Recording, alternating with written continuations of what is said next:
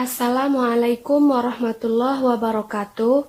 Perkenalkan, nama saya Az-Zahra Muharroma dengan NIM 2186206030. Mahasiswa semester 2 dengan program studi Ilmu Pendidikan Guru Sekolah Dasar kelas 2A Universitas Pahlawan Tuanku Tambusai. Yang saya hormati Ibu Nur Haswinda SPDI MPD selaku dosen pengampu mata kuliah Pendidikan Matematika SD kelas rendah.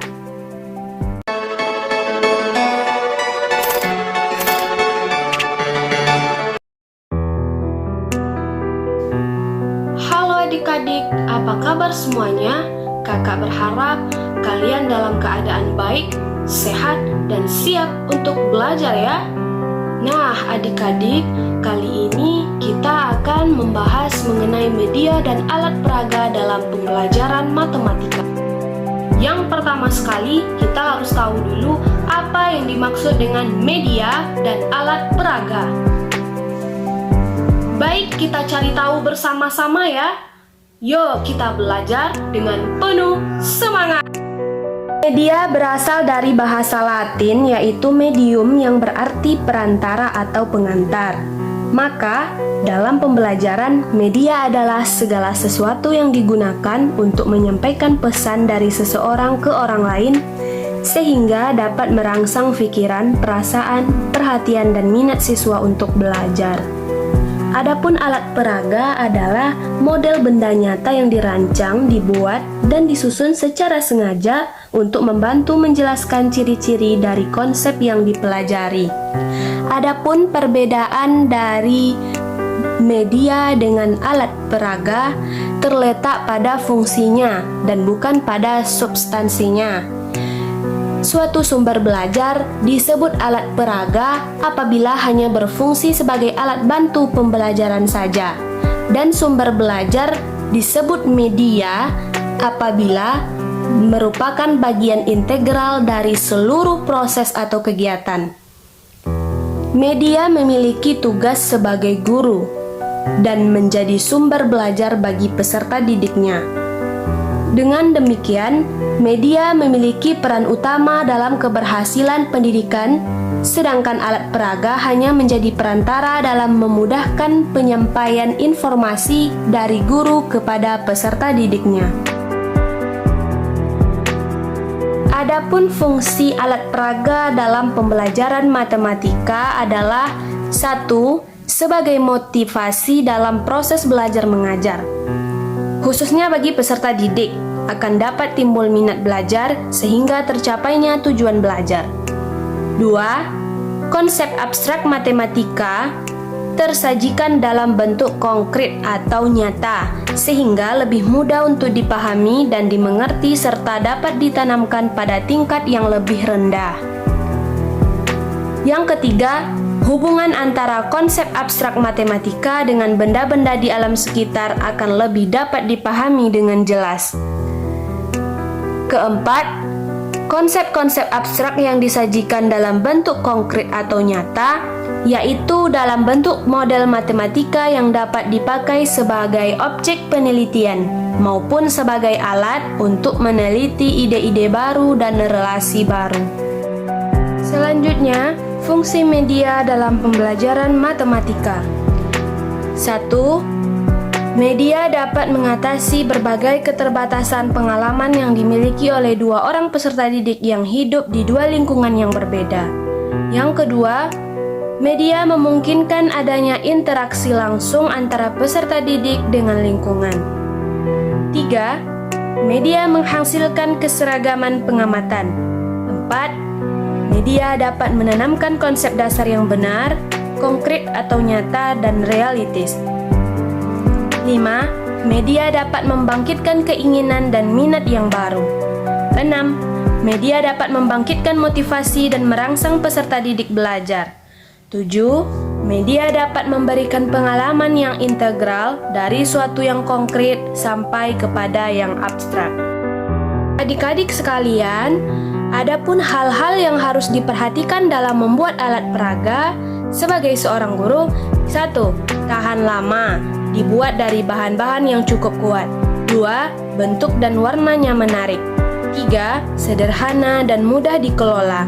4. Ukuran sesuai atau seimbang dengan ukuran fisik anak. 5. Dapat menyajikan konsep matematika baik dalam bentuk real, gambar, atau diagram. 6. Sesuai dengan konsep matematika. 7. Dapat menunjukkan konsep matematika dengan jelas.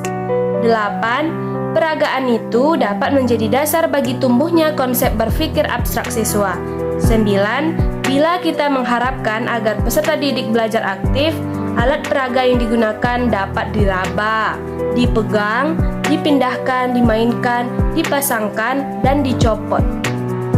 Selanjutnya adik-adik, kita membahas kelebihan dan kekurangan penggunaan alat peraga.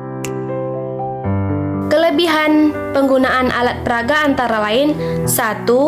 Menumbuhkan minat belajar peserta didik karena pelajaran menjadi lebih menarik. 2. Memperjelas makna bahan pelajaran sehingga peserta didik lebih mudah memahaminya. 3. Metode mengajar akan lebih bervariasi sehingga peserta didik tidak akan mudah bosan.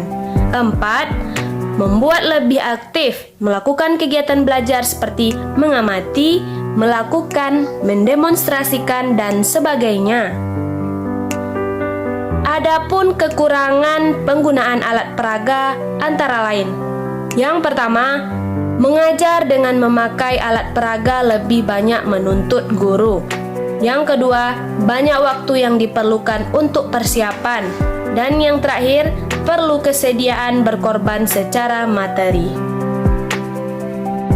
Baik, selanjutnya contoh alat peraga dalam pembelajaran matematika yaitu dapat berupa batu ataupun lidi sebagai alat peraga paling sederhana yang dapat digunakan dalam operasi bilangan dan peluang.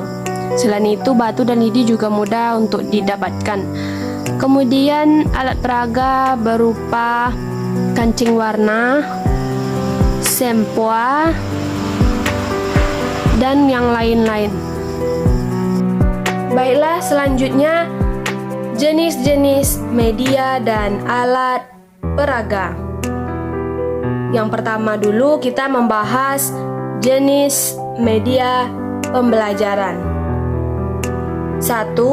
Media visual 2 dimensi tidak transparan, yaitu media yang dapat dilihat tetapi tidak dapat disentuh dan bersifat semu. Contohnya grafik, peta, diagram, poster.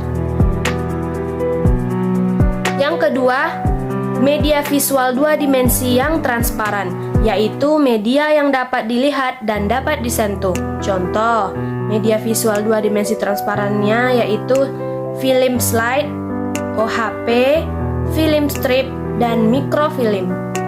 Yang ketiga, media visual 3 dimensi yaitu media yang dapat dilihat. Contoh, benda sesungguhnya, model, spesimen, diorama. Dan yang keempat, media audio, yaitu suatu media yang dapat digunakan melalui indera pendengaran seperti radio, audio tape recorder, alat musik modern atau tradisional, dan CD player. Dan yang kelima, media audiovisual, yaitu media yang dapat digunakan melalui indera pendengaran dan indera penglihatan. Contoh, televisi, video sistem, sinema film, maupun VCD. Dan yang selanjutnya, media berupa multimedia adalah media yang mempunyai multifungsi. Artinya, multimedia ini merupakan suatu media yang dapat dilihat, didengar, dan dapat diotak-atik sesuai dengan keinginan penggunaannya. Contoh, komputer dan laptop. Pada dasarnya, peserta didik belajar melalui yang konkret atau nyata.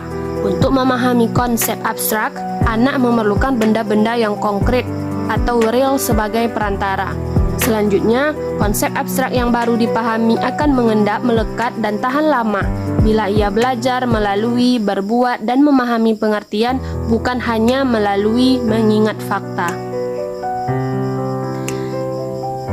Dengan melihat, meraba, dan memanipulasi objek atau alat peraga, maka peserta didik mempunyai pengalaman-pengalaman dalam kehidupan sehari-hari tentang arti dari suatu konsep. Demikian penjelasan mengenai media dan alat peraga dalam pembelajaran matematika. Semoga dapat dipahami dan bermanfaat ya. Wassalamualaikum warahmatullahi wabarakatuh. Sekian dan terima kasih.